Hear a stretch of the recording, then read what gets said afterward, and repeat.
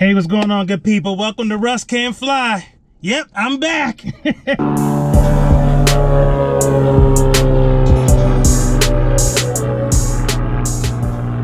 All right, so yeah, I had to just get back on the horse.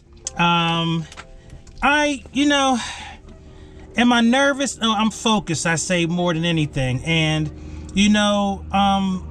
the training was, it prepared me for that emergency. And for me, it was a real emergency.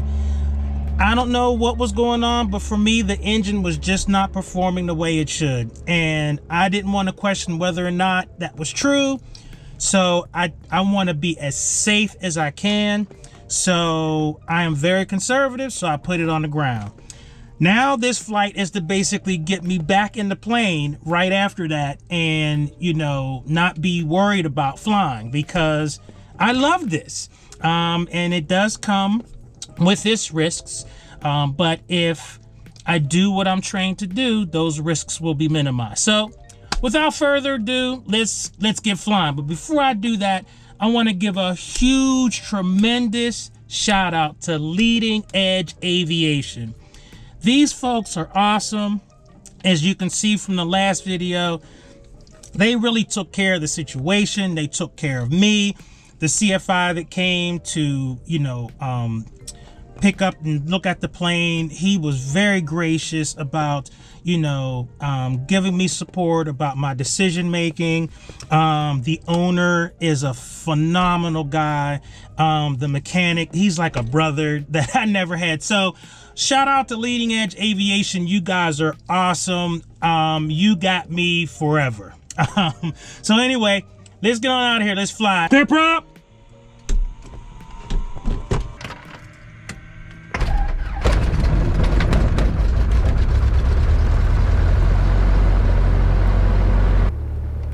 Brake test.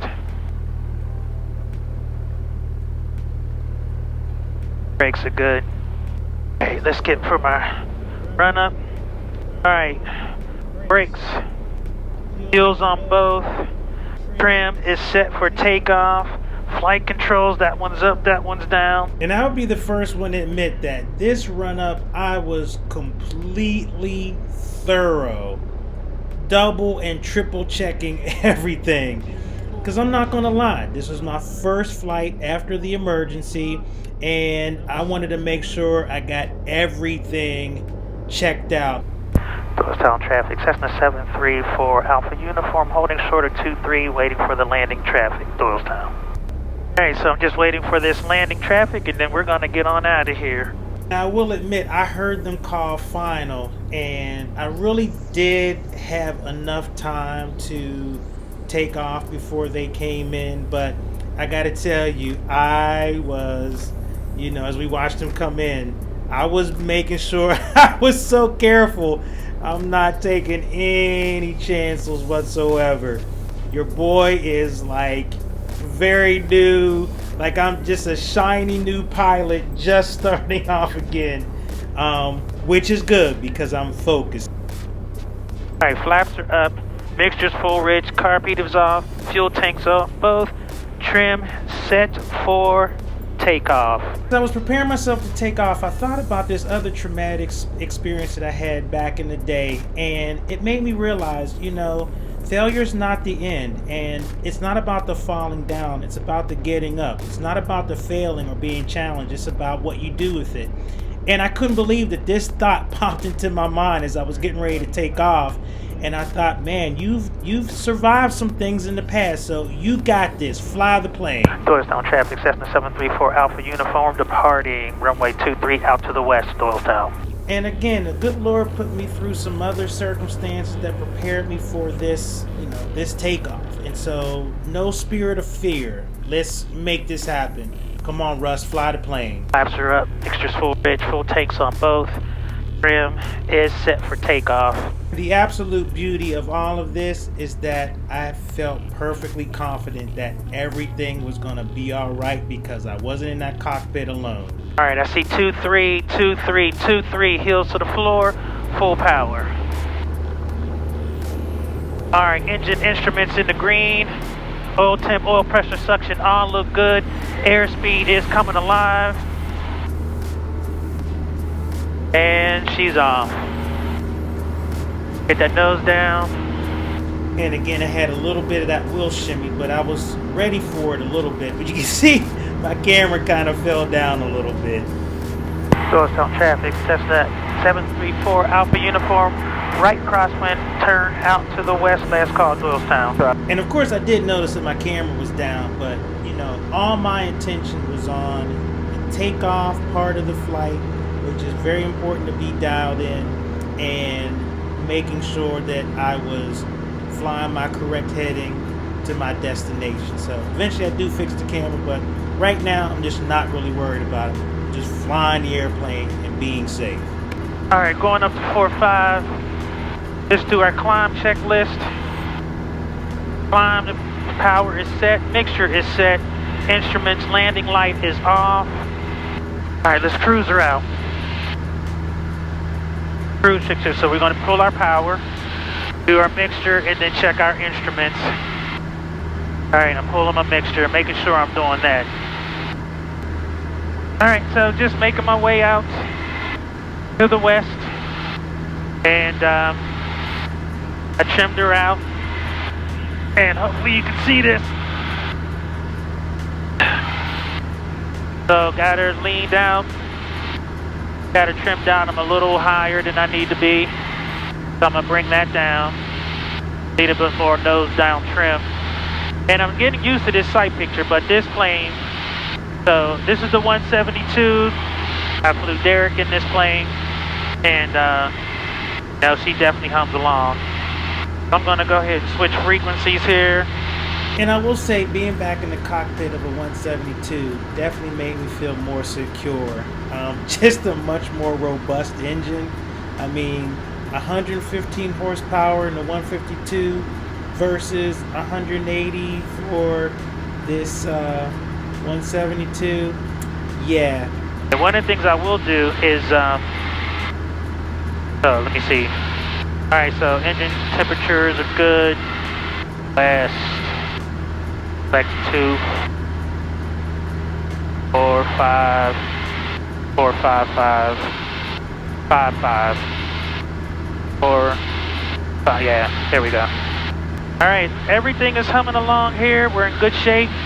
And so, just glad to be back in the cockpit and flying and enjoying myself and using the same situations. Where would I go? Now, I wasn't sure if I had a TFR down there, so that was the one thing I was a little concerned about. And it's not to say that the 152 doesn't fly good as well. She does. She flies nice. But, you know, bigger engine. Same avionics, actually. But, yeah. I will admit that bigger engine was making me feel a lot more secure. So that's why I feel comfortable looking around and just enjoying the flight. All right, so 18845. And as I tap in the frequency to the next airport, I seem to be pretty relaxed. And for the most part I am. But I gotta tell you, my ears were listening to every sound that engine was making, to the point where, you know, I really was kind of not paying attention to some other things. So my altitudes, my headings were moving around a little bit, just because I was so fixated on what the engine was sounding like. And that's the thing about aviation. You kind of have to do everything at the same time. Because if you fixate on one thing, something else goes by the wayside. Either your altitude or your heading or something. But as the flight progressed, I got a lot more comfortable and I was able to enjoy the flight, you know, but, you know, focus on all the other aspects of flying as well. Got to get back down to my altitude. Oh, there it is. I've been looking for that traffic for a minute. You see, my head was on a swivel. So, you know, I was definitely hyper-focused. But, yeah, what can I say? That after that experience, you know, I was still trying to get comfortable. Alright, so you can see I'm not doing a lot of talking because I'm really trying to focus in on like everything that's going on. So yeah, this is just to make sure I'm like, you know, everything is cool, I'm good. And that really is an understatement because, you know, I got a gift for gab. I have no problem chatting up a storm in the cockpit. But, you know, I was really trying to make sure that the plane was good. But more importantly, I wanted to make sure that I was good. That I was in a good mental space to be operating this aircraft in the air, because it's still a huge responsibility. And so at any time that I felt that I was not in a good place as part of the PAVE checklist or the I'm safe checklist, then I would have turned around and immediately landed back at Doylestown. But I seem to be doing okay. Okay, finally. Okay, so we're good. All right, so where are we? Where's that traffic? All right, so just looking for this this other traffic. I've been kind of following him. Yeah, so I'm just, you know, trying to pay some attention to everything that's going on. And I'm paying attention to everything else but my altitude. So I gotta lose some altitude here. But the other thing is I got an airplane that's like, we're almost like flying parallel to each other. And I just keep making sure that I keep them in sight. The thought did cross my mind to slow the airplane down to maneuvering speed and maybe do a 360 just for spacing and for practice. But I gotta tell you, I was really interested in just kind of flying straight. Which is a shame because, you know, doing a 360 and not even a steep bank turn wouldn't have been a big deal, but I definitely felt more comfortable just flying straight. Oh, get down, Russell, get down. Keep climbing, bro. Don't climb. Fly straight, fly level. Get a little bit of nose down trim. Alright, so if I remember correctly, deck is kind of like, start going over those mountains there. Anytime I fly the deck, I always look for these mountains right here, because once I get over top of them, then I can start looking for the airport. And it's always really hard to spot. And you might be thinking, why are you going to deck again? Don't you fly there all the time? Well, since I had that, you know, that whole situation pop up, I'm just trying to fly somewhere that's comfortable, that counts towards cross-country flight time. But more importantly, deck really challenges me to locate the airport. And so I always fly there because every time I fly, I have a really hard time finding that airfield. Trying to get my ATIS here. Visibility more than 10. Temperature 16 Celsius. Dew point 3 Celsius. Altimeter 2.997 inches of mercury. 997. Alright, so deck EPA is 1500. So I'll need about 9 miles. Alright, just looking for traffic. Alright, I'm going to be getting ready to descend pretty soon. Check traffic, Skyhawk 734 Alpha Uniform, 10 miles east of the field, inbound for runway 23, deck. That was wound too tight. It's 19 at deck, not 23. And that's inbound for 19 for 734 Alpha Uniform at deck. But not wound so tight that I didn't realize my mistake. Go, Russ. Go. Wrong runway, dude. And that's one of the things I'm learning is just be patient with myself. I'm still gonna make mistakes, and especially given this flight and under the circumstances which I'm flying, you know, the first flight after an emergency landing. But you know, I'm gonna make mistakes. The issue is not making mistakes, it's making sure I correct them, or at least recognizing I've made one, and then do what I need to do to correct the same. Alright, so my descent, so we got next direction fuel on board carb heat, got his carb heat on, got our ATIS AWAS, and we're checking our instruments.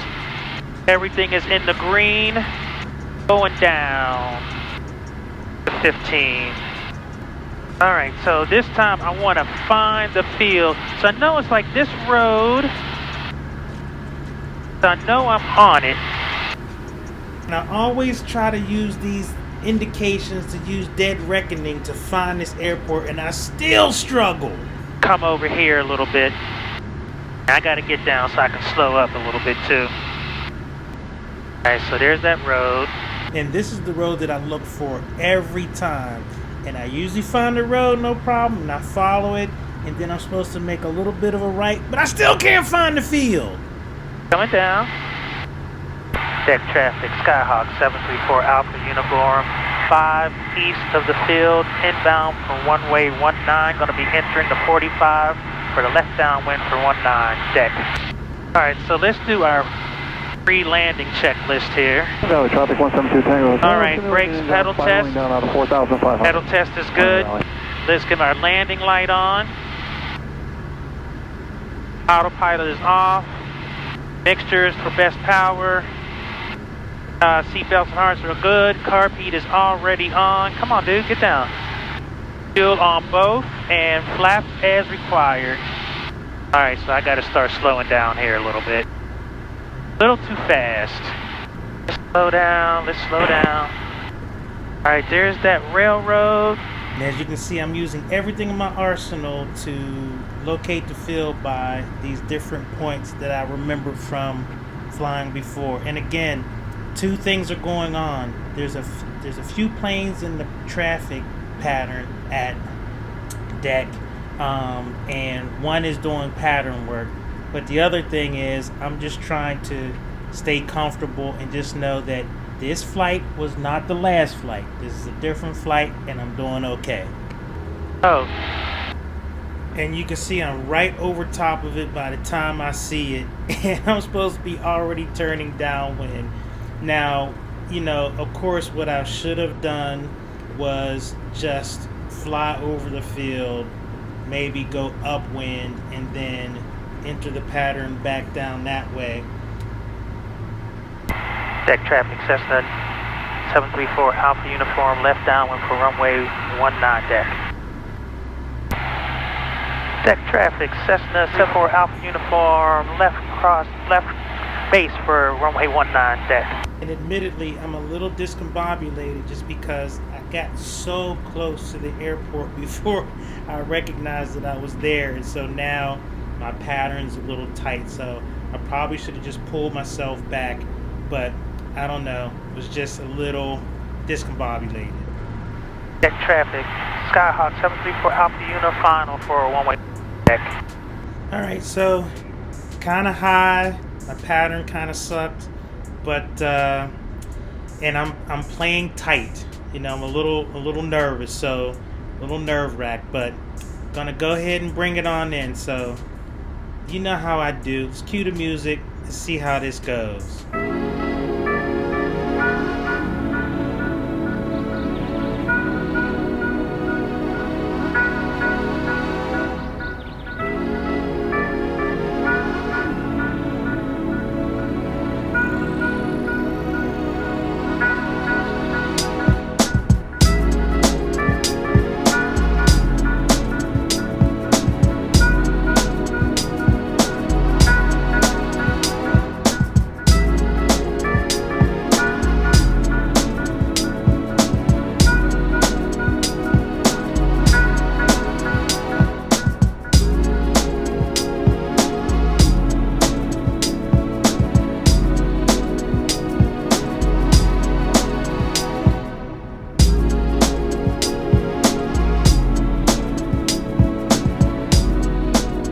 So admittedly, I wasn't that happy with the landing, and the reason why my landing wasn't that great is because my pattern kind of sucked.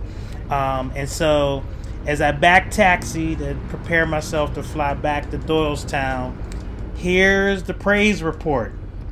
I did it. I got back in the airplane and I flew to an airport that was beyond 50 nautical miles away from Doylestown. I did all my navigation and I landed. And that was after having had the experience that I had the prior week. So in the scheme of things, you know, my pattern needed to be better, and my landing would have been better had my pattern been better. But I just thank the good Lord that he saw fit that I even got to fly again, or I had he took away the spirit of fear and allowed me to fly. So I'm going to go ahead and end this video, but I got to tell you, I am just so happy that got right back into it. I got knocked down, but it got back up, and that's what it's all about. It's not in the getting knocked down, it's in the getting back up where the victory is won. So anyway, Russ can fly. I'm out. See ya. Peace.